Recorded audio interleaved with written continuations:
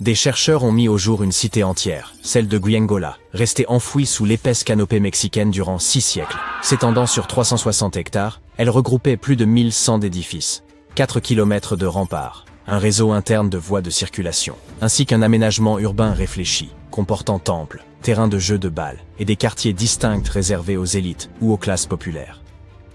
Pendant des générations, l'on a cru qu'il ne subsistait là qu'une forteresse abandonnée, selon des récits transmis oralement. Jusqu'à peu, il était impossible d'appréhender l'immensité du site sans des années d'exploration au sol. Mais grâce à une technologie récente, un outil de télédétection appelé LIDAR, il a été possible de générer en à peine 2 heures, depuis un avion, une modélisation tridimensionnelle de l'ensemble. Guyengola fut édifié entre 1350 et 1521. Ce site revêtait une importance capitale pour les Zapotèques, peuple implanté dans la région depuis environ 700 avant notre ère. Les familles y cohabitaient dans des demeures organisées autour d'un vaste patio central bordé de pièces. À mesure que les foyers s'élargissaient, de nouvelles chambres étaient ajoutées, faisant évoluer l'architecture domestique. Les analyses ont démontré que dirigeants et habitants de conditions modestes œuvraient de concert à l'essor de la cité. En raison du relief montagneux environnant, ils surent exploiter intelligemment les pentes naturelles pour y implanter leurs constructions, favorisant ainsi l'écoulement des eaux pluviales. Cette ingéniosité a permis de garantir la solidité et la pérennité des habitations, dont bon nombre demeurent encore debout aujourd'hui. Au cœur de la cité se dressent 2 pyramides, sans doute consacrées aux rites et cérémonies que les prêtres accomplissaient en l'honneur de leurs dieux. Les offrandes étaient déposées sur les autels, tandis que le public se rassemblait sur 2 places aujourd'hui affaissées. On y trouve également un palais comportant 64 pièces, dont certaines soutenues par des colonnes circulaires, réparties sur plusieurs terrasses inclinées. On y trouve des patios desservis par de nombreux escaliers, tous reliés entre eux. L'outil de télédétection a également révélé un promontoire circulaire, aménagé sur un affleurement rocheux naturel, qui permettait aux Zapotèques de voir leurs ennemis s'approcher de loin. Les chercheurs ont aussi identifié 2 structures circulaires, probablement conçues pour l'observation astronomique et la mesure du temps. Ils ont aussi mis au jour plusieurs tombes, attestant la présence d'un cimetière urbain. À la fin du XVe siècle, les Zapotèques exercèrent leur pouvoir sur une vaste portion de la côte pacifique et étaient parvenus à défendre leur territoire contre les ambitions expansionnistes des Aztèques. Ils réalisèrent un exploit quasi inespéré, tenir bon durant un siège de 7 mois à Guyengola et en sortir victorieux.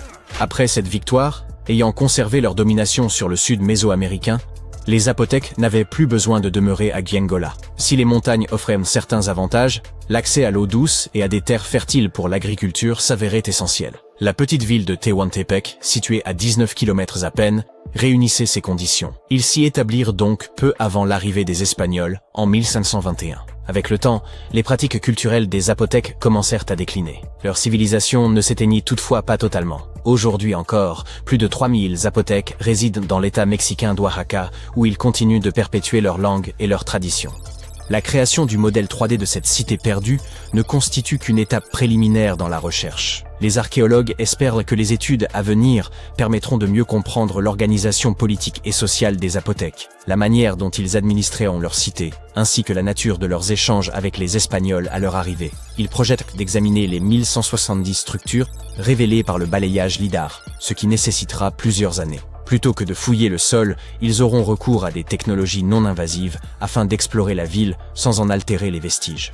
Grâce à cette même technologie, les scientifiques ont pu révéler l'existence d'une vaste cité ancienne, enfouie sous le dense feuillage de la forêt amazonienne. Un ensemble structuré de maisons, de places, de routes et de canaux reposait dans l'ombre d'un imposant volcan.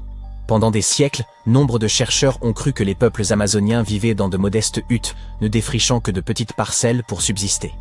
Or, cette cité, édifiée il y a 2500 ans et occupée durant un millénaire, nous prouve le contraire. Les experts estiment que des dizaines, voire plusieurs centaines de milliers de personnes vivaient au sein de sociétés urbaines complexes. Le balayage de la région a permis d'identifier 6000 plateformes rectangulaires, chacune mesurant environ 20 mètres sur 10 et s'élevant à une hauteur de 2 à 3 mètres. Ces constructions étaient regroupées autour de places centrales, avec des routes rectilignes aux angles droits parfaits, connectées par des sentiers. L'une d'elles atteignait même 26 km de long. La réalisation de voies parfaitement droites exigeait davantage que le simple suivi du relief naturel. Certaines d'entre elles revêtaient probablement une valeur rituelle ou spirituelle. Le sol volcanique, particulièrement fertile, favorisa l'essor de cette civilisation, mais il pourrait aussi avoir contribué à sa disparition. Les chercheurs ont en outre révélé les défenses de ces villes comme des fossés barrant l'accès à plusieurs d'entre elles. Il est donc possible que des groupes voisins aient tenté d'envahir ces cités. La prochaine phase consistera à étudier les 300 km² adjacents afin de mieux cerner l'ampleur et la complexité de cette société ancienne, qui pourrait même surpasser par sa taille la célèbre civilisation maya du Mexique et d'Amérique centrale. En 1963, un habitant de Turquie fit une découverte stupéfiante en rénovant sa maison. En abattant un mur de sa cave, il mit au jour une pièce énigmatique. En poursuivant ses fouilles, il tomba sur un tunnel, lequel le mena à la ville souterraine de Derinkuyu. Il s'agit de l'une des cités souterraines les plus profondes et les plus vastes de Cappadoce, et même de toute la Turquie. Les habitants occupaient 8 niveaux souterrains, chacun offrant un accès à des caves, des espaces de stockage, des chapelles, une école, une salle d'études ainsi que d'autres installations. Ces étages étaient interconnectés par un vaste réseau de tunnels. Il est probable que cette cité enfouie ait été conçue comme refuge. Située à une profondeur de 85 mètres, elle demeure invisible depuis la surface. Le site était suffisamment vaste pour accueillir environ 2000 personnes, accompagnées de leur bétail et de leurs vivres. Un puits de ventilation, profond de 55 mètres, assurait l'aération. Selon les archéologues, les premiers niveaux auraient été aménagés par les Phrygiens, avant d'être repris et perfectionnés par les Romains. L'apogée de Derinkuyu s'est toutefois manifesté durant l'ère byzantine. La cité suivante, longtemps tenue pour légendaire, n'était évoquée que dans de rares textes anciens et quelques inscriptions énigmatiques, si bien que son existence demeurait incertaine. Après avoir exploré une grande partie du littoral égyptien, un archéologue du nom de Frank Goddio et son équipe ont soudain aperçu un visage monumental émergeant des profondeurs. C'est ainsi que la ville engloutie de Thonis Héracléion fut révélée, à plus de 6 km au large d'Alexandrie. Parmi ces vestiges reposaient 64 navires, 700 ancres et un fabuleux trésor de pièces d'or. Les archéologues considèrent que les éléments les plus remarquables de cette découverte sont la statue haute de 6 mètres et les vestiges du temple. À son époque, la cité accueillait des rituels et des célébrations dans le sanctuaire d'Amon. Façonnées en granit et en diorite, les ruines ont traversé les siècles sans se détériorer malgré leur immersion prolongée. Elles offrent aujourd'hui un aperçu précieux de la vie, 2300 ans plus tôt, dans l'un des carrefours commerciaux les plus importants du monde antique. La ville disposait d'un réseau de canaux, comparable à une Venise égyptienne d'un autre âge. Ces voies d'eau reliaient divers ports et points d'ancrage, tandis que des ponts unissaient tours, temples, habitations et autres édifices. Thonis Héracléion constituait le principal port du royaume pour le commerce extérieur et la perception des taxes. L'origine de son engloutissement demeure incertaine, mais les chercheurs l'attribuent à des phénomènes naturels. Vers la fin du second siècle avant notre ère, probablement à la suite d'une terrible inondation, la cité fut submergée. Par la suite, Alexandrie, fondée par Alexandre le Grand, surpassa Héracléion en prestige et en influence. Avant cela, Héracléion faisait office de principale porte d'entrée maritime vers l'Égypte. Après la catastrophe, de nombreux navires durent réorienter leur itinéraire vers Alexandrie. Héracléion sombra alors dans l'oubli, jusqu'à sa redécouverte en l'an 2000.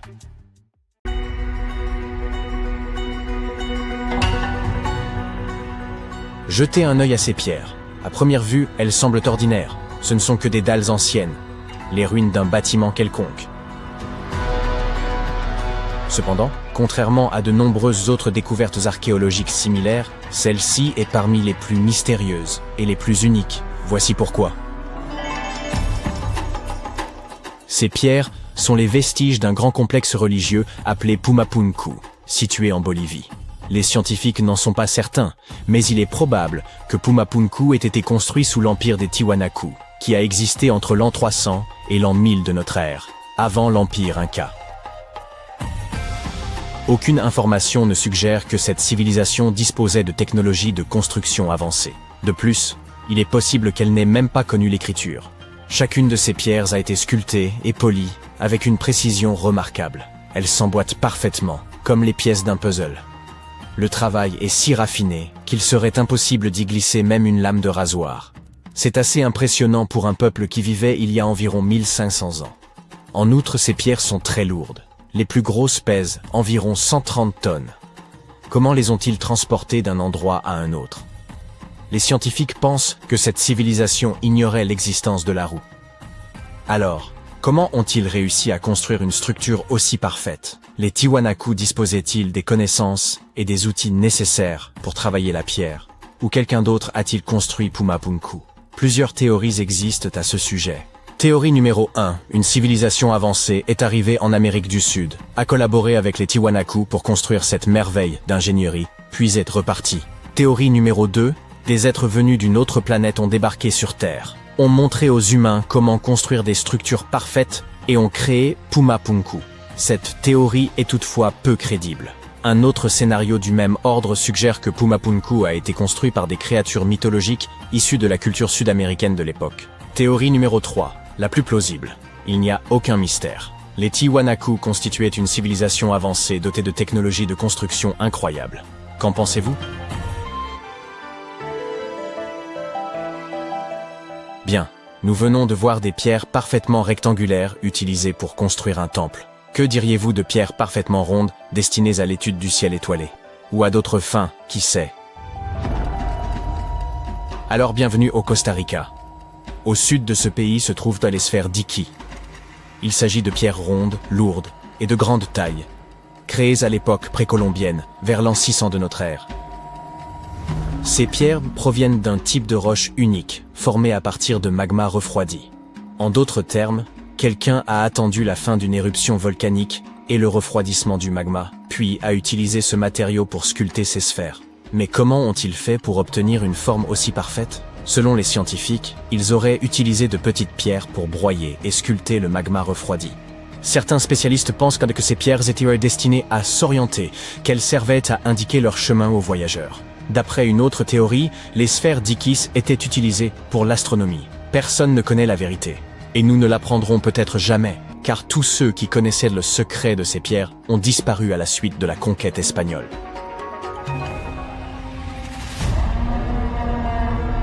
Continuons donc notre voyage. Vous voyez ces pavés? Les archéologues ne savent toujours pas pourquoi ils sont disposés ainsi le long d'une vaste étendue désertique traversant la Jordanie et Israël. Ces pierres étranges forment une chaîne de 64 km de long et sont ici depuis environ l'an 300 avant JAC. Comme elles ont été découvertes par des aviateurs il y a une centaine d'années, on les a surnommées « cerfs-volants du désert ». L'une des théories les plus populaires à leur sujet suggère qu'elles furent placées à cet endroit pour attirer les animaux et les capturer. Apparemment, les chasseurs anciens connaissaient bien le comportement de la faune locale. Et ils étaient sûrs que les bêtes finiraient par marcher le long de ces pavés et qu'ils finiraient par tomber dans une fosse préparée à l'avance. Des pierres rectangulaires et carrées parfaitement lisses, des pierres rondes, des pièges de pierre pour capturer des animaux, et encore de la peinture sur pierre. Pour découvrir cela, rendons-nous à Glasgow, en Écosse, où des archéologues ont mis au jour une dalle datant d'environ 5000 ans. Elle porte le nom de Cochno Stone. La dalle elle-même mesure 13 mètres sur 8, soit environ la moitié d'un terrain de basket. Et toute sa surface est recouverte d'étranges motifs tourbillonnants que les scientifiques qualifient de marques en coupe et en anneaux. Mais que signifie-t-il? Comme pour le reste, les scientifiques n'en sont pas encore certains. Une théorie suggère toutefois que ces inscriptions auraient un lien avec des phénomènes astronomiques, tels que les éclipses lunaires ou solaires. Peut-être s'agit-il d'une carte du ciel, ou peut-être que ses créateurs souhaitaient simplement réaliser une œuvre d'art. Quoi qu'il en soit, il existe un autre fait intéressant, lié à ces dessins. Des scientifiques en ont découvert de similaires sur plusieurs sites préhistoriques à travers le monde. Délaissons à présent les pierres mystérieuses, et intéressons-nous à d'autres merveilles archéologiques. Voici la chronologie approximative du développement de la civilisation, à partir de 8000 avant notre ère, selon les scientifiques. Tout d'abord, les hommes s'installent dans un endroit et y construisent une ville ou un village. Puis ils se lancent dans l'agriculture, avant de construire des temples. Cependant, en 1994, des archéologues ont déclaré « Non, l'ordre pourrait être différent ». Et si les hommes avaient d'abord construit des temples pour vénérer des êtres mythiques supérieurs, avant de construire des villes et de se lancer dans l'agriculture? Rendons-nous en Turquie, dans la région rurale de Göbekli Tepe, où, au milieu des années 90, des archéologues ont découvert plusieurs piliers de pierre sur lesquels étaient sculptés des animaux. Cette structure ancienne remonte au 10e millénaire avant notre ère. Aujourd'hui, cet endroit est considéré comme l'un des plus anciens lieux de culte au monde. Il a très probablement été construit par des chasseurs semi-nomades qui ne connaissaient rien à l'agriculture, car celle-ci n'est apparue dans cette région que 5 siècles plus tard. Aujourd'hui, les scientifiques se posent la question suivante. Est-il vrai que de telles structures ont conduit à la colonisation de la région? La réponse à cette question pourrait nous aider à comprendre la mentalité et le développement de l'humanité dans de nombreuses régions de la planète. Aimeriez-vous posséder un parchemin sur lequel serait indiqué l'emplacement d'un trésor? En fait, vous en avez déjà un. Vérifiez par vous-même. Il vous suffit de rechercher « le trésor du rouleau de cuivre » sur Google, de télécharger une photo haute résolution du rouleau en question et de suivre ses instructions. Mais attention, le texte est absolument incompréhensible. Les scientifiques tentent de déchiffrer ce message depuis sa découverte en 1952 à Qumran, et ils n'y sont toujours pas parvenus. Selon une théorie, le rouleau contiendrait des informations sur une importante quantité d'or et d'argent. Cependant, même si ce trésor n'existe pas, cet artefact n'en présente pas moins un grand intérêt. Il a été créé il y a environ 2000 ans, à l'époque où l'Empire romain régnait sur la colonie de Qumran. Peut-être les habitants de la région souhaitaient-ils cacher leurs objets de valeur aux légionnaires romains et ont-ils laissé un plan à leurs descendants? Lorsque vous vous approchez de cette merveille archéologique, vous ne remarquez rien. Mais si vous montez haut dans les airs et que vous regardez vers le sol, vous verrez des motifs étonnants, créés par le peuple de la culture Nazca. On les appelle les lignes de Nazca. Des pilotes et des passagers d'avions de ligne les ont aperçus pour la première fois dans les années 1920 et 1930, lors de vols au-dessus du Pérou. Ces grands dessins sont composés de lignes géométriques, d'images complexes d'animaux et de figures fantaisistes. Il y a plus de 2000 ans, un peuple a creusé à la surface du sol pour créer ces motifs. Mais pourquoi? Les lignes de Nazca continuent de fasciner les chercheurs et les passionnés d'archéologie. Les récentes avancées technologiques, telles que l'imagerie par drone et la cartographie par satellite, ont apporté un nouvel éclairage sur ces formations énigmatiques. Certains chercheurs s'intéressent désormais à la possibilité que ces lignes aient eu plusieurs fonctions, notamment celle de communiquer avec des êtres extérieurs à notre monde. Et cette hypothèse est plausible. Une partie des scientifiques pense que ces étranges motifs étaient un moyen rituel de communiquer avec les divinités de la civilisation Nazca. L'étude de ces merveilles archéologiques enrichit non seulement notre connaissance du passé, mais nous invite également à admirer l'ingéniosité et la créativité de l'esprit humain.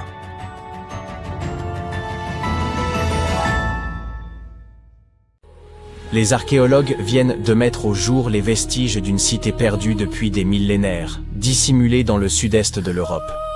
Ils étaient convaincus qu'il ne s'agissait que d'un ancien avant-poste défensif, mais de nouvelles fouilles bouleversent radicalement cette interprétation. Ils estiment désormais que ce site pourrait être la cité perdue de Lyncus, capitale de l'ancienne Leinstede liée à Alexandre le Grand, l'homme qui transforma l'histoire. Les ruines se situent près du petit village de Tchornobuki, en Macédoine du Nord. Des mentions existent dès 1966, mais les recherches sérieuses n'ont débuté qu'il y a une quinzaine d'années. Au départ, seuls quelques vestiges avaient été repérés, et l'on pensait à un simple poste avancé chargé de surveiller les Romains venant de l'Ouest. Mais une équipe de scientifiques y est récemment retournée avec des équipements de pointe et a démontré que ce lieu n'était pas un modeste avant-poste.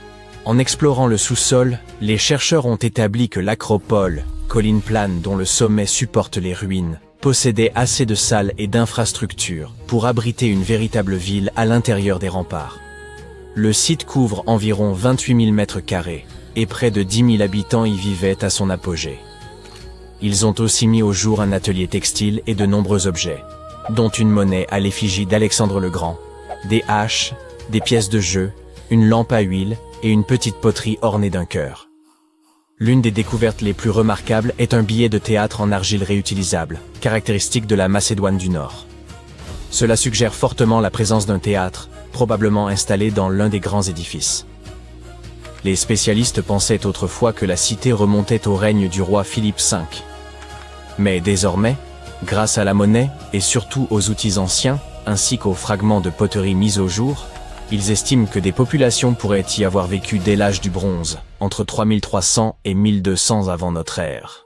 La Leinstede et l'ensemble de la Haute-Macédoine connaissaient un climat rude, marqué par des hivers froids et pluvieux et des étés brûlants. L'existence y était difficile et se résumait souvent à une lutte pour la survie. Les habitants de la région étaient principalement des pasteurs nomades, contraints de se déplacer au fil des saisons. Ils parcouraient le territoire avec leurs troupeaux de bovins, de chèvres et de moutons, à la recherche des pâturages les plus favorables.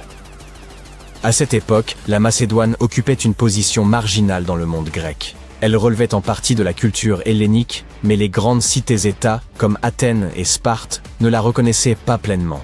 Cette situation périphérique lui permit cependant de combiner traditions grecques et héritages locaux.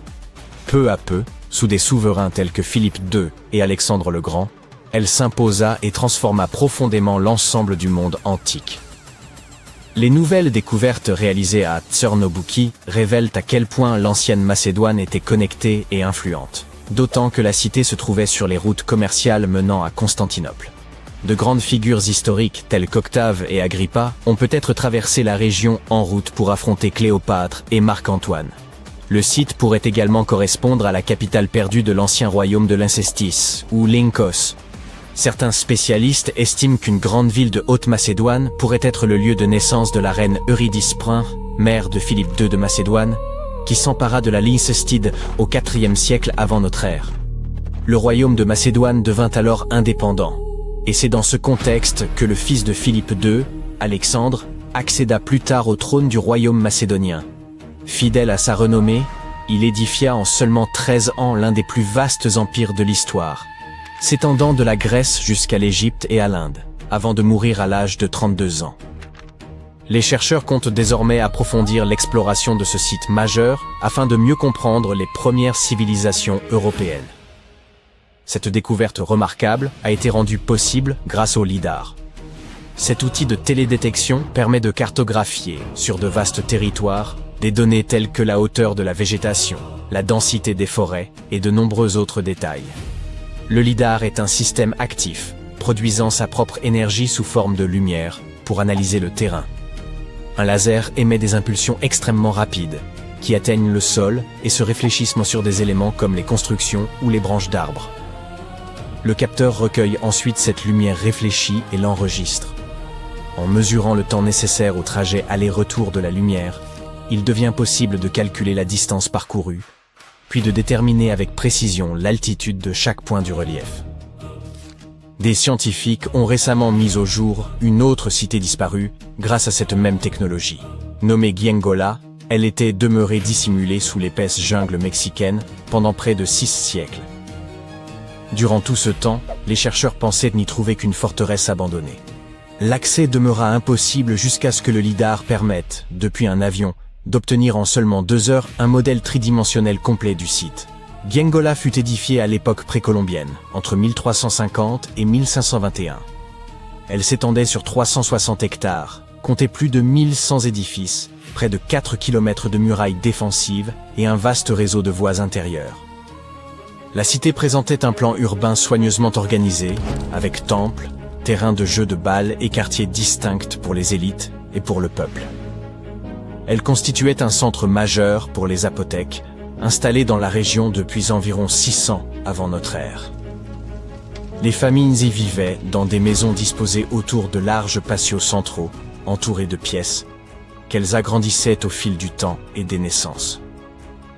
Enserrés par les montagnes, les habitants exploitaient chaque parcelle constructible des pentes et utilisaient même le drainage naturel pour s'approvisionner en eau. Leur savoir-faire apparaît remarquable, nombre de constructions étant encore debout aujourd'hui. Mais au début du XVIe siècle, le manque d'eau potable et de terres agricoles les contraignit à se déplacer vers Tehuantepec. Les archéologues entendent désormais approfondir l'étude de l'organisation zapotèque, de leur système politique et de leur premier contact avec les Espagnols, en analysant l'ensemble des 1170 bâtiments révélés par le lidar, un travail qui nécessitera plusieurs années. Une autre découverte récente, issue de la même technologie novatrice, concerne une immense cité antique longtemps dissimulée sous l'épaisse canopée de la forêt amazonienne. Un vaste réseau de maisons, de places, de routes et de canaux reposait à l'ombre d'un imposant volcan. Beaucoup de chercheurs pensaient jusqu'alors que les anciens peuples amazoniens vivaient dans de modestes huttes et défrichaient quelques clairières pour subsister. Or cette ville, fondée il y a 2500 ans et occupée durant près d'un millénaire, a infirmé cette vision et profondément modifié les certitudes. Les scientifiques estiment désormais que des dizaines, voire des centaines de milliers d'individus vivaient au sein de sociétés urbaines complexes. Les relevés ont révélé 6000 plateformes rectangulaires d'environ 20 mètres sur 10 et hautes de 2 à 3 mètres, groupées autour de places centrales, reliées par des routes parfaitement rectilignes et des axes se croisant à angle droit.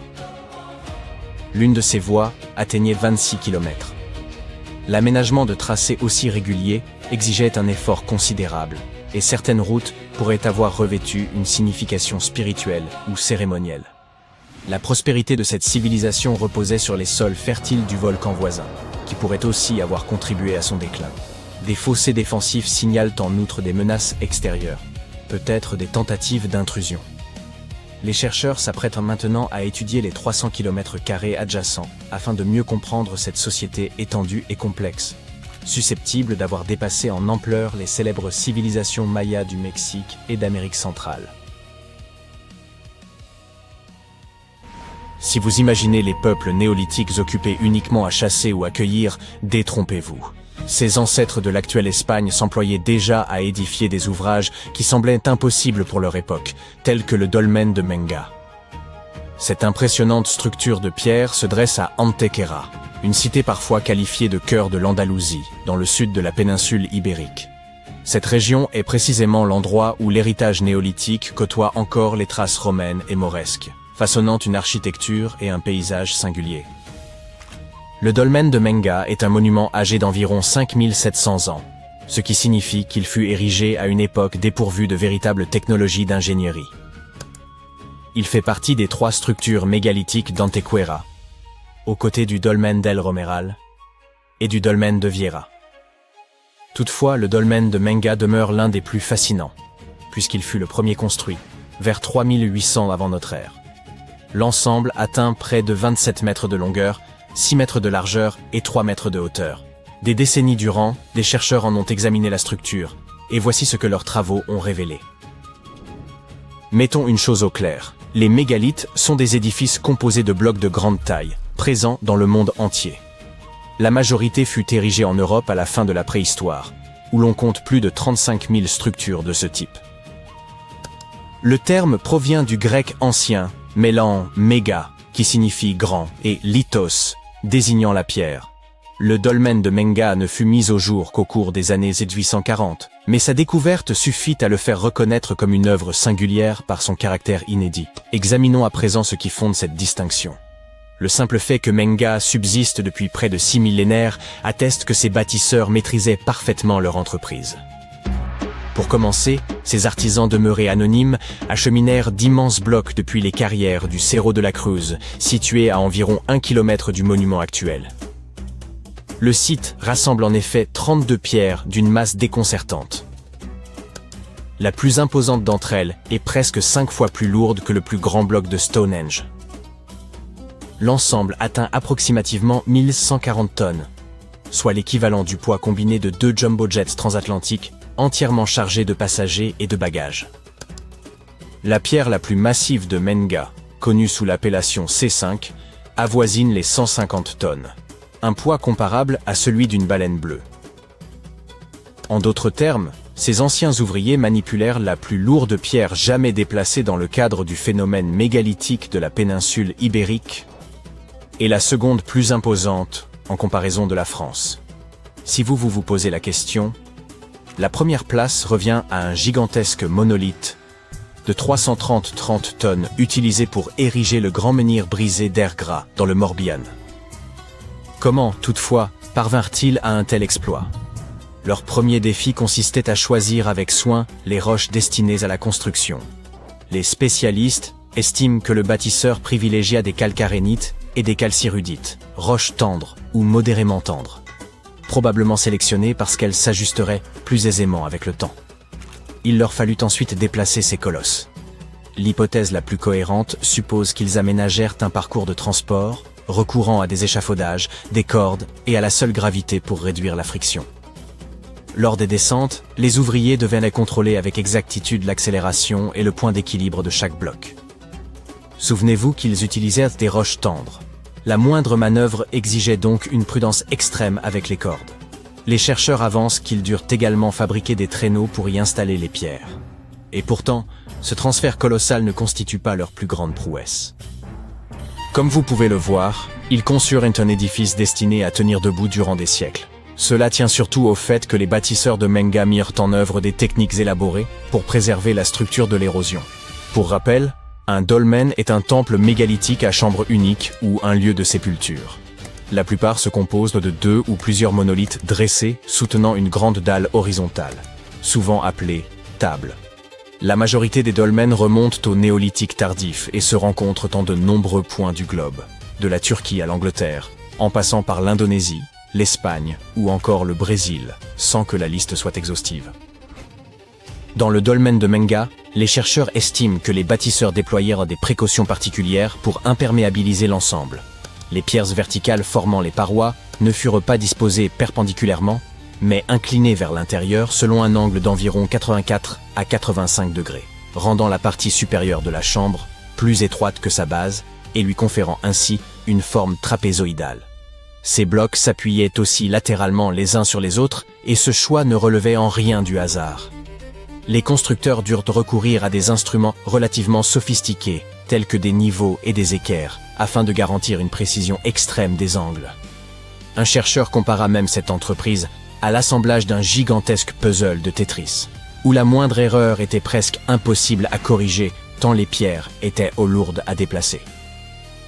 Pour obtenir une inclinaison si subtile, les bâtisseurs durent aménager de profondes cavités de fondation destinées à accueillir les blocs. Ces ancrages leur permirent de contrôler avec exactitude le positionnement millimétrique des pierres afin qu'elles s'emboîtent véritablement les unes dans les autres. Le point culminant résidait littéralement dans les pierres de fait. Une fois ces dalles massives posées, l'ensemble formait une boîte compacte. Ils creusèrent ensuite l'intérieur à même le substrat rocheux, tout en préservant intactes les parois et la voûte. Pour protéger la chambre, il recouvrirent le tout d'un vaste tertre de terre, comme si l'on enveloppait l'édifice dans une épaisse couverture. Ce remblai maintenait la chambre sèche et tempérée, et ajoutait une stabilité supplémentaire, comparable à une sorte de camisole naturelle, maintenant chaque élément en place. Il convient d'ajouter un élément essentiel. Les bâtisseurs alignèrent le dolmen sur les montagnes voisines, non seulement pour répondre à des exigences pratiques, mais aussi afin de produire, au sein de la chambre, des jeux de lumière saisissants. Cet agencement révèle l'ampleur de la réflexion qui présida à l'édification du mégalithe et témoigne du lien profond que ses constructeurs entretenaient avec l'astronomie. Un chercheur passionné du site a expliqué que la raison précise de la construction des dolmens restait incertaine. Peu de reliques y ont été découvertes, mais beaucoup s'accordent à penser qu'ils servaient à la fois de temples et de sépultures destinées à des personnages de haut rang, d'où leur édification pour traverser les siècles. Le dolmen de Menga, en particulier, fut bâti dans une région sujette à l'activité sismique, ce qui justifiait davantage la robustesse exceptionnelle de sa structure. Il semble par ailleurs que les bâtisseurs aient envisagé d'autres considérations. Depuis l'entrée du dolmen, le regard se porte simultanément vers le rocher des amoureux et vers le lever du soleil. Ce rocher occupe une place majeure dans le folklore local et s'intègre au circuit des dolmens d'Antequera, bien qu'il ne s'agisse pas d'un monument mégalithique, mais naturel. La tradition raconte que son nom proviendrait d'un couple d'amants qui se seraient jetés du sommet, leur union étant interdite en ce monde. Une authentique tragédie digne d'un Roméo et Juliette, pourrait-on dire. Le dolmen de Menga présente également un alignement astronomique, à l'instar de la majorité des dolmens à travers le monde.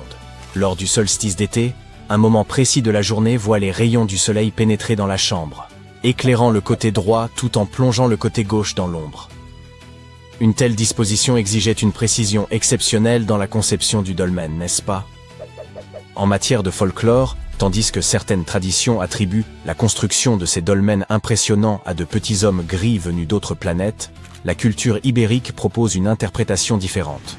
Selon les légendes locales, on y évoque les Mouras enchantés, des créatures comparables à des fées, considérées comme des élémentaires de la terre. D'une beauté et d'un charme sans pareil, puissants en leur propre droit, ils excellaient notamment dans l'édification de dolmens où ils se retiraient pour accomplir leurs cérémonies. Ces êtres sont abondamment mentionnés dans le folklore local, ce qui justifie pleinement d'en parler ici. Quoi qu'il en soit, il n'est guère surprenant que l'UNESCO ait choisi d'inscrire ce dolmen parmi les sites du patrimoine. C'est un véritable chef-d'œuvre des temps anciens. Il existe un site archéologique remarquable près de Saint-Louis, dans le Missouri, dont peu de personnes ont entendu parler. Nommé Cahokia, il fut jadis une métropole florissante abritant jusqu'à 2000 habitants au cours du XIe siècle. Ce lieu est parsemé d'imposants tertres de terre façonnés à la main, dont le plus monumental subsiste encore aujourd'hui au Cahokia Mound State Historic Site. Bien que de nombreux aspects de cette civilisation demeurent mystérieux, les chercheurs ont pu en reconstituer certains éléments grâce aux vestiges mis au jour. Parmi ces découvertes figuraient des dents particulièrement anciennes. Leur analyse détaillée a révélé que Cahokia accueillait une grande diversité de peuples autochtones. Environ un tiers des habitants provenaient d'autres régions du centre du continent, ce que les scientifiques ont déterminé en étudiant la composition chimique des dents retrouvées. Fait remarquable, l'agencement des monticules indique que Cahokia était une ville conçue avec une organisation précise et non une simple juxtaposition de villages. Les élites résidaient au sommet de ces structures, tandis que le reste de la population occupait d'autres habitations. Il est fascinant d'imaginer que cette cité abritait des activités variées, telles que l'agriculture, la chasse, l'exploitation du bois, la poterie et le tissage. Au cœur même de Cahokia, se dressait un monticule colossal d'environ 30 mètres de hauteur, entouré d'une vaste palissade en bois. À l'intérieur de cette enceinte se trouvait le centre névralgique de la ville, comprenant une grande place ouverte. Les archéologues estiment que cette dernière avait été conçue pour symboliser les 4 points cardinaux. On pourrait croire que ceux qui l'ont bâtie cherchaient à créer un lieu en parfaite harmonie avec l'univers. Le centre de Cahokia était le cœur des cérémonies et des rassemblements majeurs, et son importance était telle que des visiteurs extérieurs venaient spécialement pour y assister. Le destin de cette cité demeure incertain. Certains avancent que son effondrement serait dû à une déforestation excessive, ayant perturbé l'équilibre naturel. D'autres spécialistes contestent cette hypothèse, soulignant que la qualité des sols était encore préservée après l'abandon de la ville. Les premiers colons n'étaient pas encore arrivés à l'époque, écartant ainsi toute influence de leur part. Une autre théorie évoque des conflits avec des communautés voisines, qui auraient précipité son déclin. Aujourd'hui, plus de 65 tertres sont encore visibles, et il est même possible d'escalader le plus imposant d'entre eux. Ce site exceptionnel pourrait bientôt obtenir le statut de parc national, une raison de plus de le découvrir avant qu'il ne devienne une destination trop prisée. Mohenjo-Daro est une autre cité antique disparue qui demeure entourée de mystères. Située dans l'actuel Pakistan, elle connut son apogée durant l'âge du bronze et se distinguait par son niveau d'avancement remarquable. Son réseau d'adduction d'eau et son architecture sophistiquée surpassèrent de loin ceux des autres villes de l'époque. Pourtant, elle demeure bien moins célèbre que les grandes cités antiques d'Égypte ou de Mésopotamie. Plus énigmatique encore, son abandon soudain, dont la cause reste encore inconnue. Bien que la ville ait été mise au jour en 1911, les archéologues mirent du temps à saisir toute son importance. Les fouilles révélèrent notamment un système d'assainissement avancé, comprenant plus de 700 puits, des bains privés ainsi que de vastes thermes publics. De manière impressionnante, même les habitations individuelles disposaient de toilettes reliées à un réseau d'égouts fonctionnels qui s'étendait à travers la ville. Mohenjo-Daro était également un centre commercial dynamique, produisant des poteries raffinées, des bijoux et des figurines qui s'exportaient à travers toute la région. Malgré cette sophistication, la raison de son abandon reste inconnue. Certains suggèrent que des changements dans le cours du fleuve Indus auraient pu être un facteur déterminant. Quant aux inscriptions laissées par ses habitants, elles restent indéchiffrables, même pour les experts les plus aguerris, compliquant encore davantage la reconstitution de son histoire. Avez-vous déjà entendu parler du village perdu de Colmanscope? Autrefois, il s'agissait d'une petite colonie établie au cœur du désert du Namib. Selon la légende, elle tiendrait son nom d'un certain Coleman, qui se serait enlisé dans les dunes avant de disparaître à jamais. Toutefois, ce n'est pas là l'aspect le plus curieux. En 1908, un cheminot découvrit une pierre brillante et la montra à son chef d'équipe, qui s'avéra être un minéralogiste amateur. Après analyse, ils réalisèrent qu'il s'agissait d'un diamant. Rapidement, Colemanskop devint la ville la plus prospère d'Afrique et l'un des endroits les plus riches au monde. On y trouvait de luxueuses maisons, une école, un hôpital et même une usine à glace destinée à approvisionner les garde-manger. L'hôpital était équipé de la toute première machine à rayon X d'Afrique australe, supposément employée pour s'assurer que les ouvriers ne tentèrent pas d'avaler des diamants en douce. Mais dès la fin des années 20, la découverte d'un autre gisement diamantifère à proximité entraîna le déclin de Colemanskop. Peu à peu, ses habitants partirent en quête de nouvelles opportunités, laissant derrière eux une ville déserte. En 1938, l'ensemble des équipements industriels fut déplacé vers le sud, condamnant Colemanskop à l'oubli. Son dernier habitant quitta les lieux entre 1956 et 1960. Cependant, le climat aride a permis une remarquable conservation des bâtiments, transformant cette cité fantôme en un site prisé des visiteurs. Vous avez certainement entendu parler du Machu Picchu, cette fascinante cité antique située au Pérou. Perchée sur les hauteurs vertigineuses des Andes, elle s'étend sur une vaste superficie et surplombe les vallées environnantes. Son importance historique et son architecture lui valent d'être classée parmi les merveilles du monde moderne. Toutefois, son véritable usage reste un mystère. Bien qu'elle ait pu abriter jusqu'à 750 personnes, les traces humaines y sont limitées. Certains avancent qu'il s'agissait avant tout d'un lieu spirituel ou cérémoniel, tandis que d'autres le voient comme un luxueux centre de villégiature destiné à l'élite inca. La présence de vastes terrasses suggère une fonction agricole expérimentale ou un rôle commercial. Une autre hypothèse, plus surprenante, évoque l'éventualité d'une prison, en raison de la découverte d'un espace ressemblant à une cellule. Il est intriguant de constater qu'aujourd'hui encore, les archéologues et les historiens peinent à comprendre comment cette cité a été édifiée. Saviez-vous que les Incas n'auraient probablement pas utilisé de roues pour transporter les matériaux? Pourtant, d'énormes blocs de granit ont été hissés jusqu'au sommet escarpé des Andes, alors même que leur poids était considérable. Certains estiment que des centaines d'ouvriers unissaient leurs forces pour faire progresser chaque roche jusqu'au sommet. Les gigantesques pierres du Machu Picchu sont si parfaitement ajustées qu'aucune fissure n'est visible entre elles. Ce détail remarquable confère à la structure une incroyable résistance au séisme, un atout majeur dans un pays comme le Pérou, sujet aux secousses telluriques. Mais comment ces blocs parviennent-ils à rester en place malgré les séismes? Ils subissent en réalité de légers déplacements avant de retrouver spontanément leur position d'origine, donnant l'impression d'une danse naturelle. Certains avancent que des cales en bois humidifié auraient été employées pour stabiliser les pierres, mais cette hypothèse semble peu compatible avec l'ampleur des constructions. Les bâtisseurs du Machu Picchu semblent également s'être passés de bêtes de somme et d'outils en fer.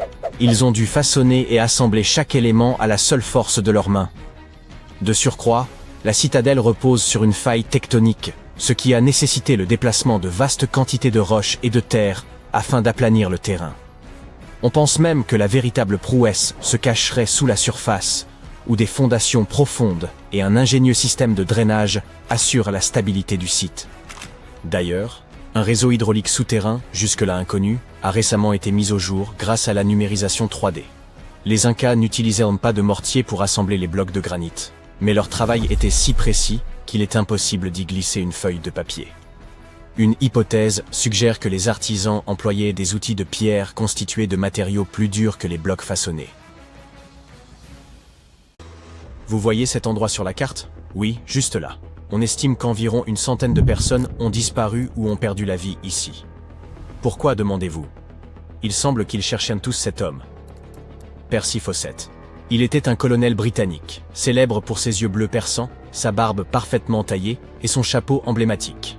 Il ressemblait à un personnage de Orgueil et Préjugés, mais vivait davantage comme Indiana Jones. En réalité, ce personnage a été inspiré par l'histoire de Fawcett, mais sa disparition en 1925 fut plus macabre que n'importe quel scénario de film.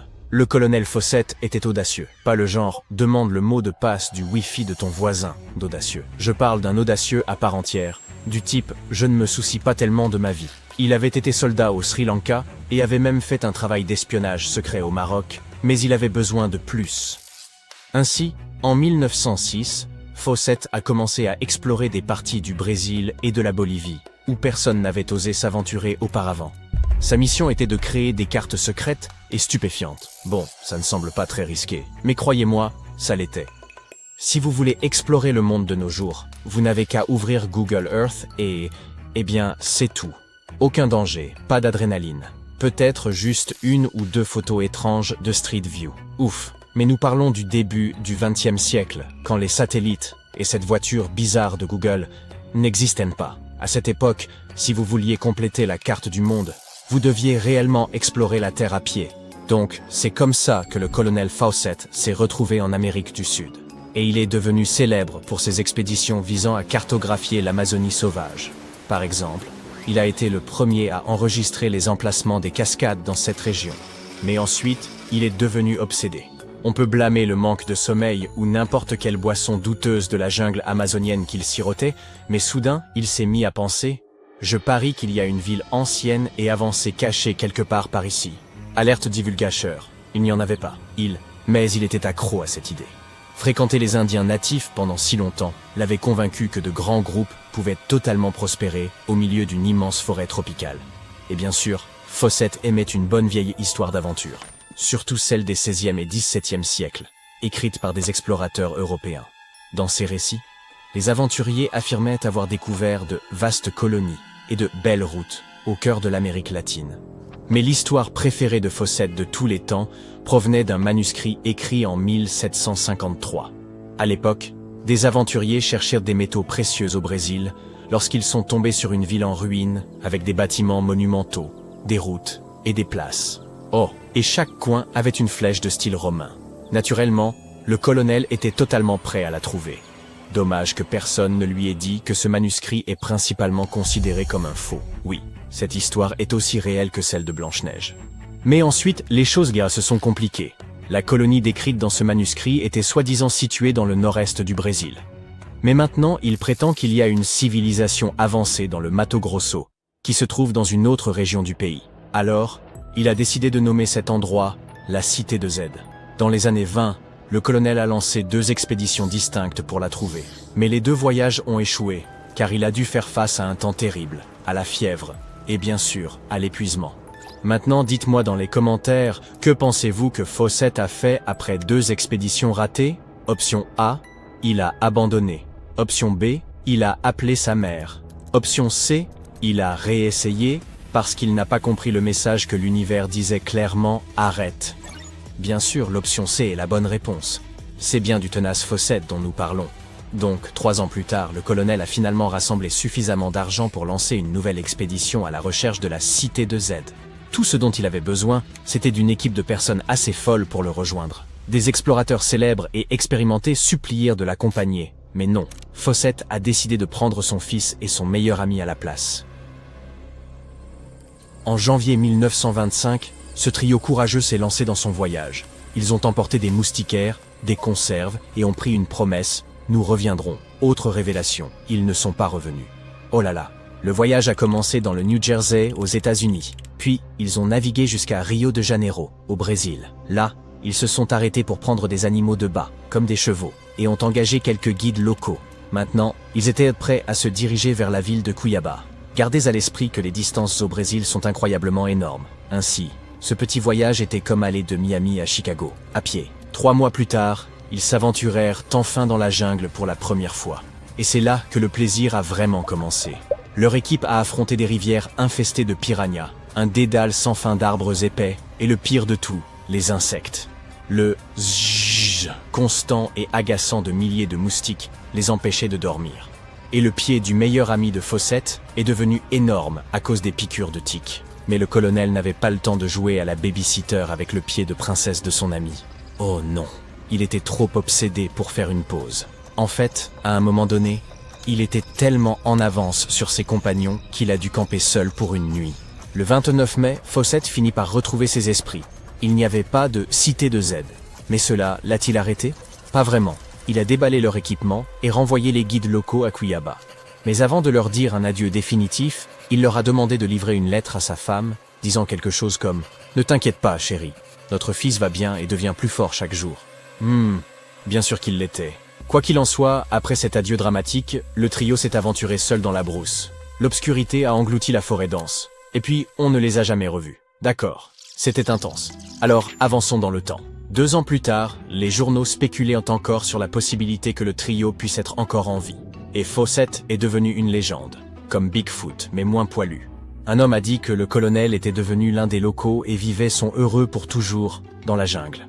Un autre a dit qu'il était retenu prisonnier par les Indiens. Mais personne ne pouvait confirmer aucune de ces observations.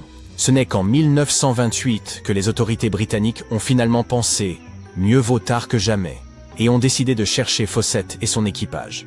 À ce moment-là, ils étaient presque certains que leur expédition avait péri, mais ils avaient encore besoin de preuves. Et après avoir survécu des jours et des jours aux pires cauchemars de la jungle, ils ont trouvé, rien. Mais d'une manière étrange, ce mystère a inspiré davantage d'explorateurs à les rechercher. On estime qu'environ 100 de personnes ont perdu la vie dans ce processus, et quelques-unes ont suivi les traces des explorateurs en disparaissant sans laisser de traces. Alors, que s'est-il vraiment passé avec l'expédition? Les chercheurs ont accusé tout et n'importe quoi. Infections parasitaires, famine, noyade, attaque de jaguars, vous l'énoncez.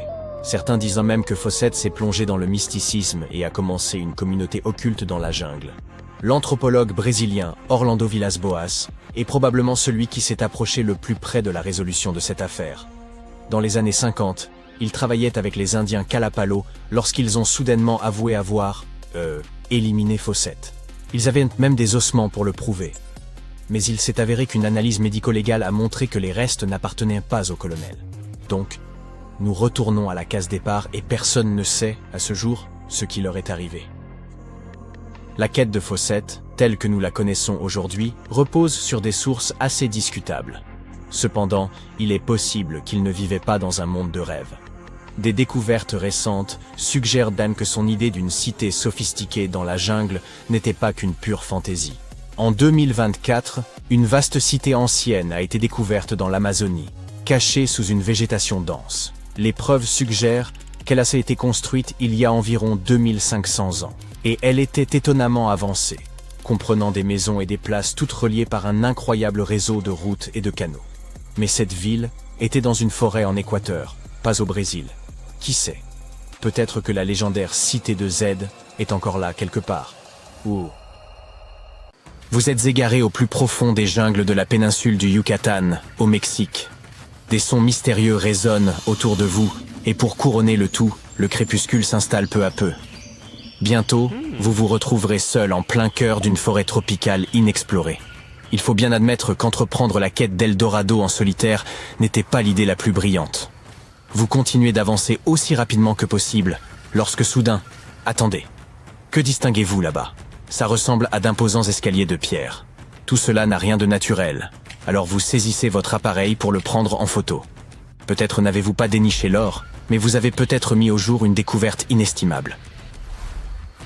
Félicitations, vous venez de découvrir Okomtun, une cité maya oubliée depuis des siècles. Dissimulée à une 60aine de kilomètres au cœur de la jungle, son nom se traduit littéralement par « colonne de pierre ». La pierre devait être prisée à l'époque, car ces bâtisseurs l'ont abondamment employée pour ériger leurs pyramides, leurs habitations et même leurs terrains de jeux de balles. Si vous pensiez que les Européens détenaient l'exclusivité du ballon rond, détrompez-vous. Les Mayas étaient de fervents amateurs de ces jeux, qu'ils pratiquaient pour le plaisir et la compétition. Okomtun s'inscrit dans une série d'autres cités mayas autrefois perdues, qui sont désormais redécouvertes grâce aux avancées technologiques actuelles. Nous aborderons les autres dans un moment. La caractéristique la plus étonnante de celle-ci est sans doute son emplacement au milieu de zones marécageuses, ce qui explique pourquoi elle fut construite sur un terrain surélevé. Cette ville, d'une envergure monumentale, s'étendait sur plus de 50 hectares, soit l'équivalent de 90 terrains de football juxtaposés. Les chercheurs ont mis au jour des indices révélant qu'Okomtun comptait des pyramides pouvant atteindre 15 mètres de hauteur et qu'elle fut probablement un centre social majeur entre 250 et 1000 après Jésus-Christ. Il s'agit assurément d'un bouleversement majeur. Toutefois, l'exploration des cités mayas disparues remonte déjà au XIXe siècle. Les technologies modernes, telles que l'imagerie LIDAR, permettent aujourd'hui aux archéologues de scruter les forêts denses sans être entravés par la végétation. Cela signifie qu'il n'est plus nécessaire de s'aventurer dans la jungle tropicale au risque de se perdre, comme vous l'avez fait au début de cette vidéo. Le LIDAR fonctionne un peu comme une radiographie. Il projette des faisceaux laser qui détectent les traces de ruines ou de constructions anciennes. D'après Sarah Parcak, une archéologue spécialisée en télédétection spatiale, les images satellitaires ont joué un rôle crucial dans la découverte d'anciennes villes en Amérique du Sud, en Égypte et ailleurs. Elle consacre d'ailleurs la majeure partie de ses journées à analyser minutieusement ces images pour repérer d'éventuelles traces de cités anciennes. Selon elle, les ruines sont souvent enfouies sous la végétation, la terre ou le sable, rendant leur identification particulièrement complexe. Cependant, grâce à ces outils remarquables, les chercheurs ont également découvert d'anciennes chaussées mayas qui parcouraient les anciens territoires de cette civilisation. Admirez donc ces anciens passages. Nous sommes davantage habitués à voir de telles ruines dans des pays du vieux continent. Mais imaginez des routes de 40 mètres de large, blanchies à la chaux, pour guider les voyageurs dans l'obscurité. Les scientifiques ont récemment mis au jour un réseau de plus de 170 km de ces voies, qu'ils estiment antérieures aux premières routes mayas officiellement répertoriées jusqu'à présent. Ces routes, qui traversaient parfois des terrains marécageux et étaient même surélevées par endroits, sont aujourd'hui qualifiées de premières super-autoroutes du monde. Bien qu'aucun indice de traction animale n'ait été retrouvé, il est probable que les Mayas les aient utilisées pour se déplacer au sein d'un réseau, pouvant compter jusqu'à 964 peuplements. Construites sous la forme d'une vaste toile d'araignée, ces chaussées, d'après les informations recueillies par les archéologues, servaient à former un système étendu d'échanges économiques et sociaux entre les différentes cités. Cette découverte remet complètement en question l'idée selon laquelle la période préclassique maya, qui remonte à 2000 ans avant notre ère, se limitait à de petits villages tribaux. Imaginez l'ampleur des ressources humaines et l'expertise en ingénierie qu'il a fallu mobiliser pour ériger ces immenses voies blanches. Les archéologues pensent que la construction de ces voies suivait un processus similaire à celui utilisé pour les pyramides, un amalgame de boue et de pierres de carrière, complété par plusieurs couches de calcaire pour leur donner cette teinte éclatante. Assez impressionnant, n'est-ce pas ? Prenons cependant un peu de recul pour mieux comprendre le contexte. Les Mayas représentèrent l'une des plus vastes civilisations précolombiennes des Amériques. Jusqu'à présent, les spécialistes estimaient qu'à son apogée, la civilisation maya comprenait plus de 40 cités, regroupant des millions d'habitants. C'est une population considérable. Leur empire s'étendait de la péninsule mexicaine du Yucatan jusqu'au Guatemala et au Belize, avec une économie fondée principalement sur l'agriculture. Toutefois, la péninsule présentait un environnement particulièrement hostile pour la culture. Les Mayas ont donc dû concevoir des systèmes d'irrigation sophistiqués dans la plupart de leurs cités. Outre la construction de pyramides, de bâtiments cérémoniels et de places, ils ont aussi développé un système astronomique à nul autre pareil.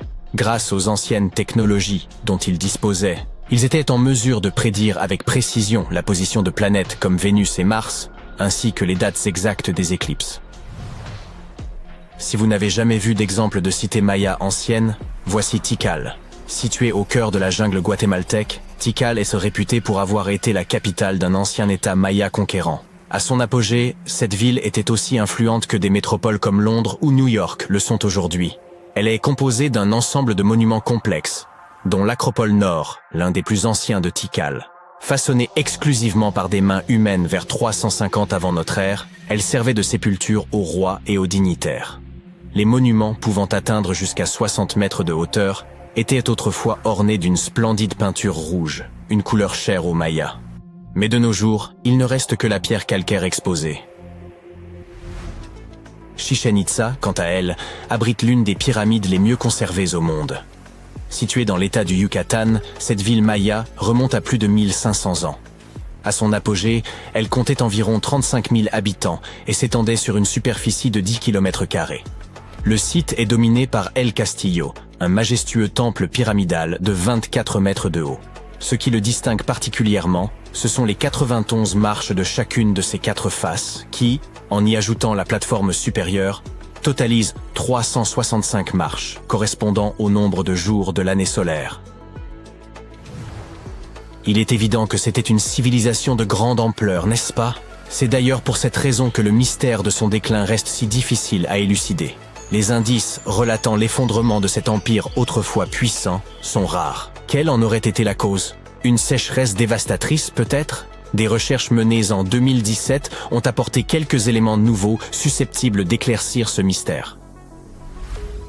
À partir des données recueillies sur le site de Ceibal, au sud-ouest de Tikal, les chercheurs ont examiné les résultats des analyses de radiocarbone, ainsi que les découvertes issues des fouilles archéologiques et des céramiques, pour obtenir de nouvelles informations sur le déclin inattendu de cette grande civilisation. Les résultats indiquent que les Mayas n'ont probablement pas subi un effondrement soudain, mais plutôt une série de vagues d'instabilité sociale et de crises politiques. Ces bouleversements auraient entraîné la dégradation des centres urbains et amorcé la dispersion de la population maya. Il reste néanmoins difficile de déterminer avec précision les causes exactes de ce déclin. Cela dit, de récentes découvertes apportent un éclairage important sur l'histoire de l'humanité, touchant non seulement l'Empire Maya, mais aussi d'autres civilisations disparues d'Amérique du Sud. Une découverte majeure au Brésil, réalisée grâce à l'imagerie satellitaire, suscite également la stupeur des scientifiques. Des images prises à proximité du rio Xingu, dans la région amazonienne, suggèrent que des villes peuplées de millions de personnes auraient pu exister au cœur de la jungle, bien avant l'émergence de notre civilisation moderne. Si cela ne vous surprend pas, difficile de dire ce qui le ferait. Des images satellites ont également révélé un réseau de tranchées datant de 200 à 1200 après Jésus-Christ, au sein de la forêt bolivienne. Ces traces suggèrent la présence de communautés pouvant abriter environ 60 000 personnes au cœur de la jungle. Lorsque des chercheurs de l'Université de Floride se sont rendus sur le terrain pour vérifier les données satellitaires, ils ont eu la surprise de découvrir plusieurs monticules, accompagnés de fossés et de géoglyphes. Les archéologues ont aussi mis au jour des vestiges de murs soigneusement élaborés, organisés autour de places et rappelant les constructions typiques des anciens Mayas.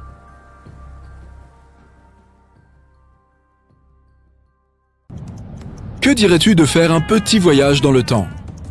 Nous allons plonger dans l'histoire de la forêt amazonienne pour percer le mystère de ces cités perdues. Prends ton spray anti-moustique et embarque avec nous. La forêt amazonienne est la plus grande forêt tropicale au monde.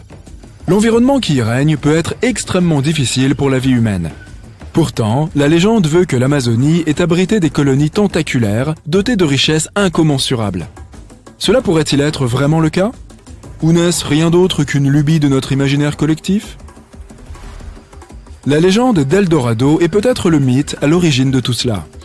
Lorsque les conquistadors européens ont entamé leur exploration des Amériques au cours du XVIe siècle, la rumeur s'est répandue qu'une civilisation amazonienne avait pour coutume de peindre leur chef en or, en guise d'offrande aux puissances divines.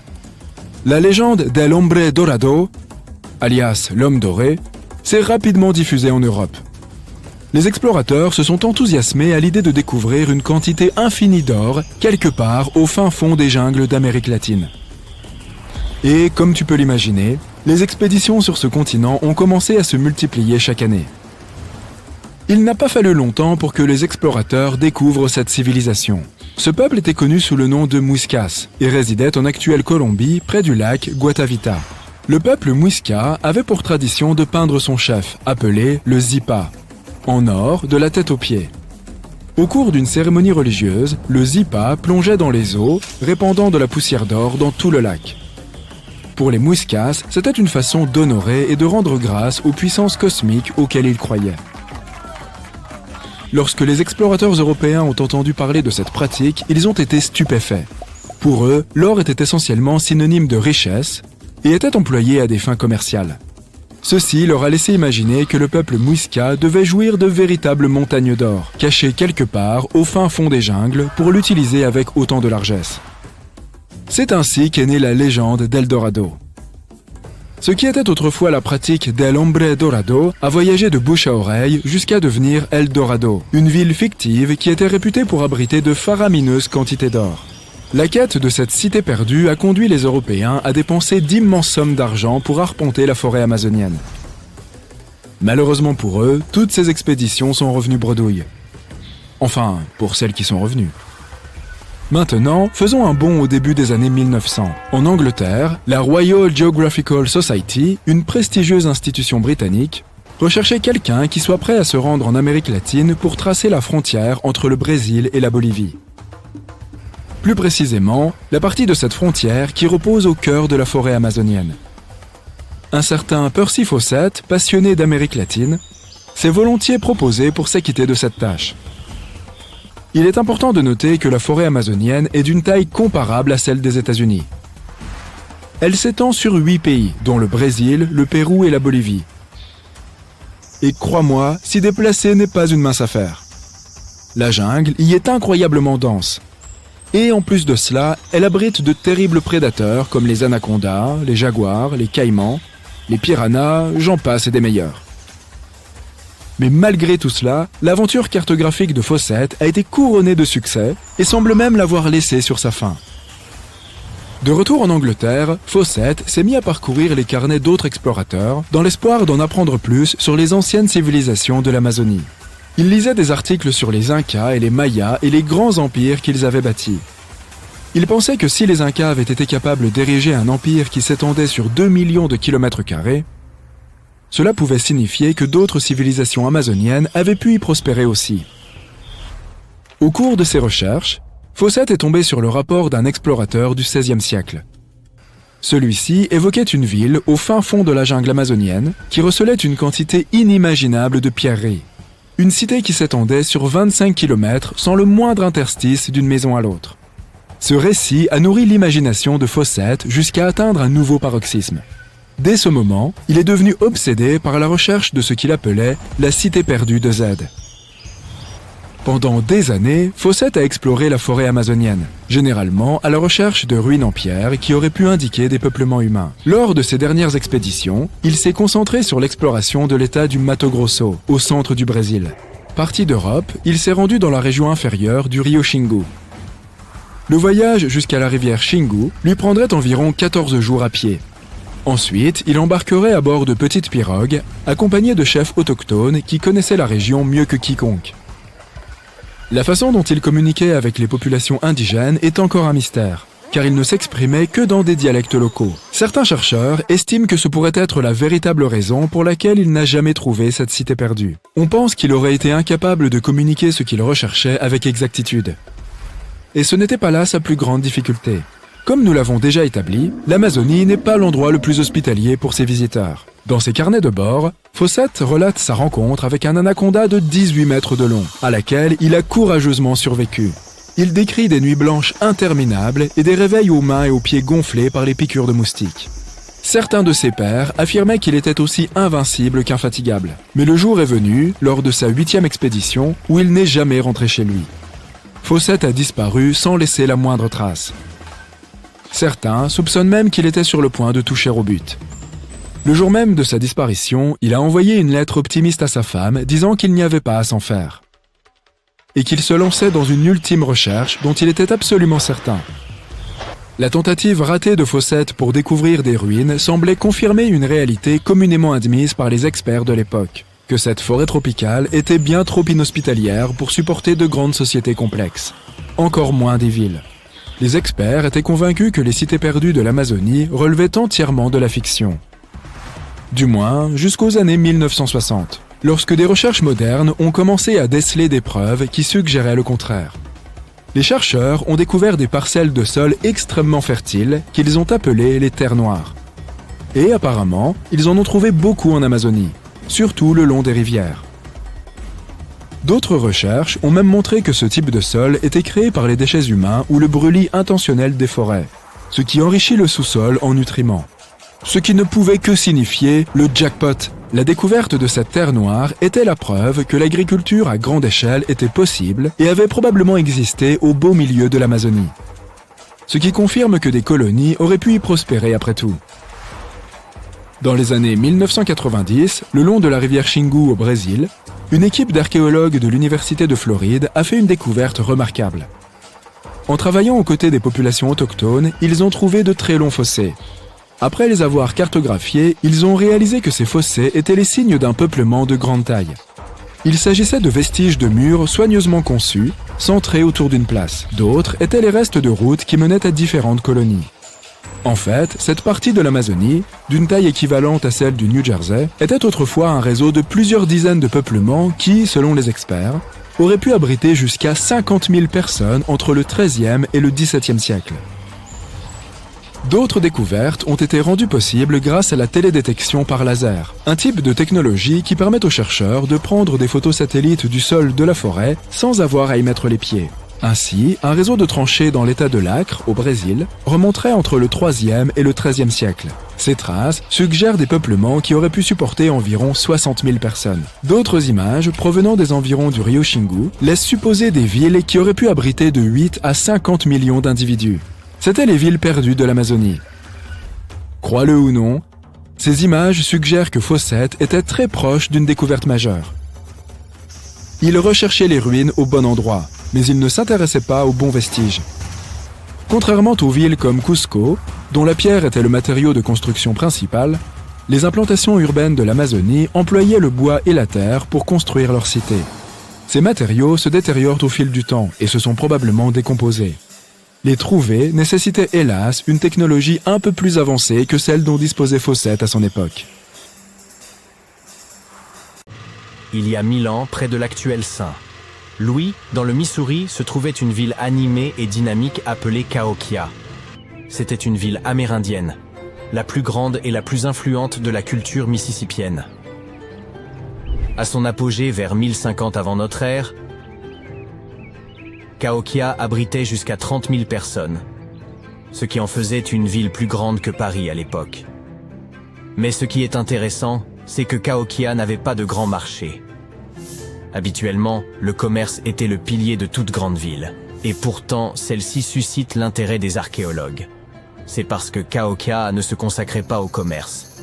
C'était une question de culture, de communauté et de fêtes. Les habitants y organisaient d'immenses fêtes qui duraient plusieurs jours. La caractéristique la plus grandiose de la ville était sa place de 50 acres, entourée de pyramides de terre impressionnantes. Cet espace immense pouvait accueillir plus de 10 000 personnes. Imaginez-les toutes réunies là-bas pour des festivités, dansant, buvant des cafés et des thés, festoyant de viande de cerf et pariant sur des sports. Les événements étaient extrêmement animés. Les Cahokiens portaient des costumes impressionnants, coiffaient leurs cheveux de manière intéressante et décoraient leur corps de tatouages.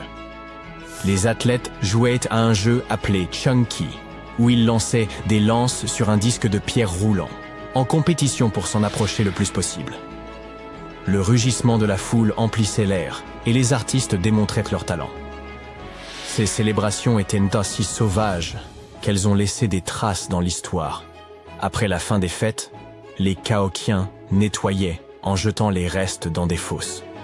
Les archéologues ont découvert ces fosses à déchets et elles étaient remplies de restes alimentaires et de poteries. Une seule fosse contenait les restes de 2000 cerfs, et cela provenant d'un seul événement. Ils ont également trouvé des traces de oud yopon, une plante caféinée qui était échangée depuis des centaines de kilomètres. Cela montre à quel point les Cahokiens mettaient du soin et de la réflexion dans leurs célébrations. Aimeriez-vous vivre dans une ville comme celle-ci ? Mais outre les plaisirs et les jeux, Cahokia était aussi profondément complexe et spirituel. La ville était construite sur un paysage qui mêlait terres sèches et zones marécageuses. Beaucoup de gens croyaient que cela symbolisait la connexion entre le monde des vivants et celui des morts. Les habitants de Cahokia voyaient leur ville comme un pont entre ces deux royaumes. Ils ont construit des monticules de terre, à la fois pour des cérémonies et des rituels, et comme support de construction. Ces monticules s'élevaient des zones marécageuses. Pendant ce temps, les gens s'installaient dans les endroits plus secs. Des chemins surélevés reliaient ces quartiers, créant un lien physique entre la vie et la mort. N'est-ce pas triste que certaines métropoles anciennes, qui rivalisaient en taille avec les villes modernes, aient simplement disparu ? L'histoire de Cahokia s'est terminée en silence vers 1350 de notre ère, lorsque la ville a été abandonnée. Tout cela à cause de changements environnementaux et climatiques, d'inondations et d'autres problèmes. Mais l'influence de Cahokia était si grande qu'elle s'est étendue à des endroits éloignés. Certaines de leurs traditions, comme le Chunke et le Teyaupon, ont survécu dans les communautés autochtones jusqu'à aujourd'hui. Aujourd'hui, Cahokia est un site du patrimoine mondial de l'UNESCO. Et ce n'est pas la seule mégalopole que nous avons perdue. Il y a environ 5000 ans, les habitants de la vallée de l'Indus ont construit certaines des premières villes du monde. Mohenjo-Daro était une ancienne ville située dans l'actuel Pakistan. La ville a été construite vers 2500 avant notre ère, et à cette époque, elle était un centre florissant de la civilisation de l'Indus. Bien sûr, elle était bien plus petite que les villes modernes, mais elle était assez grande pour l'époque, environ 40 000 habitants. Il semble que les habitants étaient des gens extrêmement stricts et disciplinés. La planification et l'organisation de la ville étaient incroyables. Elle était aménagée selon un schéma en grille. Les rues et les bâtiments importants étaient alignés selon l'axe nord-sud, probablement pour correspondre au mouvement du soleil et de la lune. Ils ont également construit l'un des systèmes les plus avancés de gestion de l'eau et des déchets de leur époque. La ville comptait environ 700 puits. Presque chaque maison avait son propre puits. La plupart des habitations avaient également des salles de bain privées, avec des systèmes de drainage et même des égouts souterrains. Cela montre à quel point ces personnes étaient compétentes pour rester propres. Et avec toute cette discipline, il semble qu'il n'y ait pas eu de roi, reine ou même de gouvernement central. Ils pouvaient encore avoir une certaine autorité, comme des élites locales ou des responsables élus, mais pas une monarchie stricte classique ni une religion. Au lieu de cela, les gens là-bas se soucièrent de la simplicité et de l'ordre. Ils se géraient eux-mêmes en ayant des méthodes standardisées pour faire les choses, depuis la fabrication des outils et de la poterie jusqu'à la façon dont ils commerçaient. C'est pourquoi, contrairement à beaucoup d'autres villes, Mohenjo-Daro n'avait pas de grands palais, temples ou monuments. À la place, ils avaient des zones publiques appelées citadelles. Les gens se réunissaient dans les citadelles pour des rituels, des réunions et le stockage de céréales. Et il semble que ce mode de vie ait parfaitement fonctionné. Les scientifiques ont trouvé des seaux et des poids, ce qui signifie que l'économie était bien régulée. Les archéologues ont découvert des artefacts complexes tels que l'ivoire, le lapis-lazuli, les perles de cornaline et les bijoux en or. Une autre découverte célèbre est la petite statue en bronze, connue sous le nom de danseuse, qui a été découverte en 1926. Mohenjo-Daro n'était pas du tout pauvre. Et ils ont également réalisé des bâtiments impressionnants. Rester propre était manifestement bien plus important pour eux que des démonstrations de richesse ou de pouvoir. Ainsi, ils ont créé le Grand Bain, l'une des structures les plus célèbres de la ville. C'est une grande piscine étanche, construite avec des briques cuites, perchée sur un monticule de terre, ressemblant presque à un lieu religieux, le plus proche qu'ils avaient d'un temple. Pendant ce temps, la ville elle-même a été construite sur une série de monticules. Ils ont grandi au fil des siècles, à mesure que les gens ajoutèrent de nouvelles maisons et structures. Pourquoi la ville est-elle tombée? Personne ne le sait vraiment. Il y a quelque chose de mystérieux à propos des sculptures que les archéologues ont découvertes. Beaucoup d'entre elles semblent avoir été intentionnellement brisées. Cela signifie que les habitants ultérieurs de la ville, peut-être des envahisseurs ou autres, les ont détruites pour une raison quelconque. Certains scientifiques pensent pas que le fleuve Indus a peut-être changé de cours, perturbant ainsi l'agriculture et le commerce. Mais il n'y a aucune preuve d'une inondation ou d'un quelconque grand événement de ce genre. Il semble simplement qu'avec le temps, l'ensemble de la civilisation de l'Indus s'est peu à peu estompé. Vers 1900 avant notre ère, la culture avait évolué et n'avait pas laissé grand-chose derrière elle. Laissez-moi vous parler de l'ancienne ville de Kos, qui rime avec Klo, située là où se trouve aujourd'hui la ville moderne de Kos en Grèce. Imaginez arriver par la mer, et la première chose qui vous frappe est la grandeur immense de son agora, cette vaste place publique construite avec des pierres de différentes couleurs, agencée sur des terrasses qui s'élèvent au-dessus de vous. C'était l'une des plus grandes du monde antique, et elle faisait forte impression sur quiconque approchait de la ville. Cet endroit a une riche histoire remontant à environ 223 avant notre ère. Il y a longtemps, les habitants locaux se sont rassemblés de différentes parties de l'île pour former une nouvelle ville dans le nord-est. Des gens y ont vécu depuis l'âge du bronze, Et avec le temps, elle est devenue un centre d'une importance capitale pour la culture et le commerce. Et pas étonnant, puisqu'il se trouve juste à côté d'un port naturel. Le port était abrité par 2 brise-lames, et les gens y ont construit certains des sites religieux les plus importants, y compris les sanctuaires d'Aphrodite et d'Héraclès. Kos n'était pas seulement belle, cependant, elle avait un design brillant. Toute la ville était disposée en une grille ordonnée, avec des rues se croisant à des angles droits parfaits, ressemblant littéralement presque à une ville moderne. Grâce à cela, se déplacer était super facile, et les blocs, ou insulae, étaient assez grands pour contenir plusieurs grandes maisons. Kos est restée largement inchangée jusqu'au 6e siècle de notre ère. Au fil du temps, elle a commencé à rétrécir progressivement, confinée à l'intérieur des murs de ce qui est maintenant le quartier de Kora. Palmyre était une ancienne ville construite autour d'une belle oasis à un moment donné au cours du 3e millénaire avant notre ère. Initialement connue sous le nom de Tadmor, cette ville a prospéré en tant qu'étape majeure sur la route de la soie, reliant le Proche-Orient à l'Asie. C'était un centre florissant de commerce et de culture. Ils avaient un marché, des bâtiments d'assemblée, des portes grandioses. En d'autres termes, cet endroit foisonnait de vie. La ville est passée entre de nombreuses mains au cours de son histoire.